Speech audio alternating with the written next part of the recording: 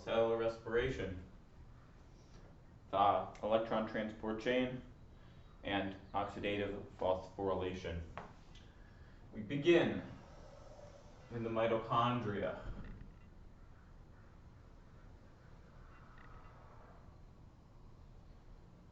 Here we have, on the outside, we have our intermembrane space.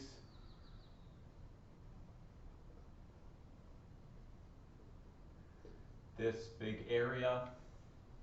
And down here, we have our mitochondrial matrix.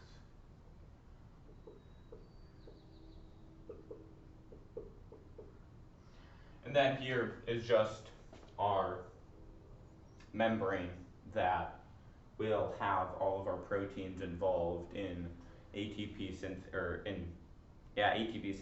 and the electron transport chain. So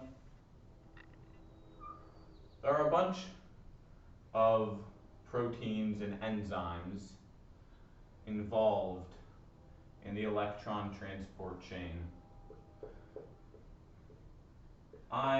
For this video, I'm going to mark them as 1, 2, 3, and 4, and then we have 2 carriers that are going to be marked C and Q. So 1, 2, 3, 4 are complexes, and then we have ATP synthase, which we will get to at the end. But first, we're going to start out with complex 1. Now, complex 1 is important because it starts the entire electron transport chain. And it does this by splitting up NADH into NAD+,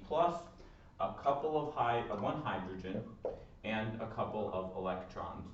So this is where most of our electrons start in the electron transport chain.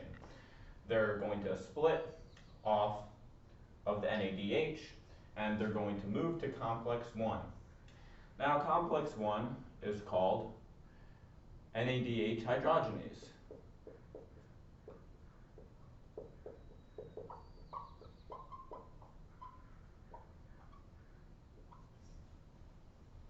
Pretty self-explanatory, it separates NADH and the H+ ion. Now, this electron is not going to stay here for very long. And it's not going to go to complex 2 either, as we would normally expect. Instead, we're going to have our protein C, which is a mobile electron carrier. And it's our first one.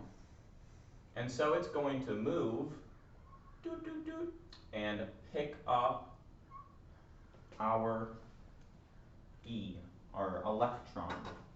And it's then going to move that all the way to complex 3, which is known as a cytochrome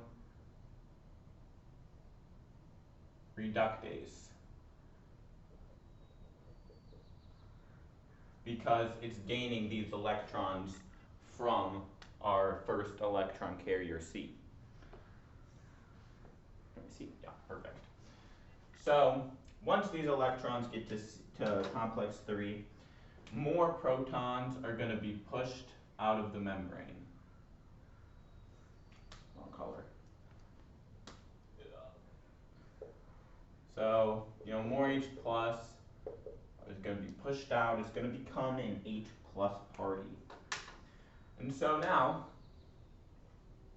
complex Q does the same as its brother. C, and it's going to move, and it's going to pick up the electron that is currently at complex 3 and move it over to complex 4. Complex 4 is what we call cytochrome reductase, or oxidase, not reductase. Reductase is our number 3. Cytochrome oxidase. Now, in chemistry, reduction is the gain of electrons. And so complex 3 is gaining these electrons that it's receiving from our first electron carrier. And then oxidase then has to be the loss of electrons.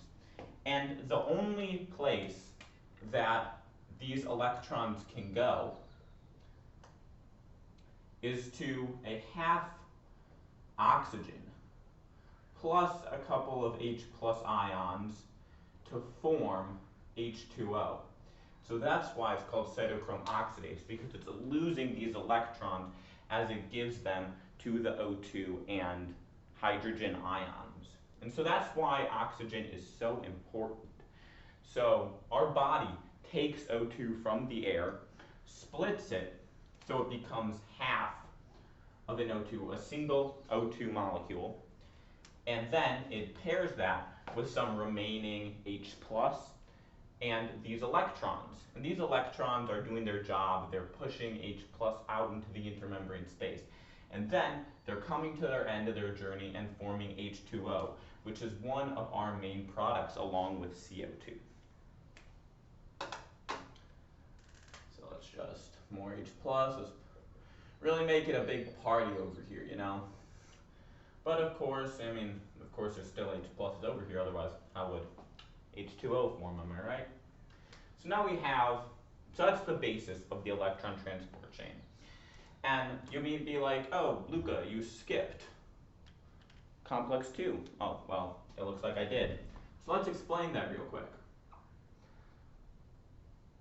Complex 2 has to do with FADH2. And FADH2 is important because it carries twice as many hydrogens as NADH. And so complex 2 splits the FADH into FADH2+, and uses that for succinate and pushes and creates fumarate from that. That's not as important to the electron transport chain. What we're really focusing on is how complex 2 adds to the electron transport chain and the addition of those two protein ions.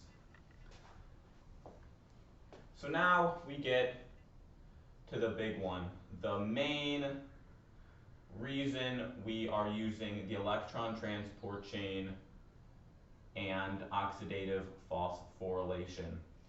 This is known as ATP synthase. And it is a protein. But it's an interesting protein in that it spins. Yeah, you heard me right. It is a protein that spins. So it's going to spin in a clockwise rotation. And all of these H plus ions we see up in the intermembrane space, well, they want to join their bros back inside of the mitochondrial matrix. So the easiest path to do that is to come in through ATP synthase. And as they do that, ATP synthase will spin and spin and spin. And while it does that, it's going to bind ADP, or adenosine diphosphate, that's what the D stands for, plus another phosphorus ion. And it's going to form ATP. What adenosine triphosphate? What we need for life. It's our main source of energy. Now, we form 32, roughly, ATP within the oxidative phosphorylation system. And it's all because of these H plus ions coming in, and ATP synthase being able to spin and bind these the ADP and phosphorus ions together. All right, that's a quick overview of the electron transport chain and oxidative phosphorylation. I hope you liked it. Like and subscribe.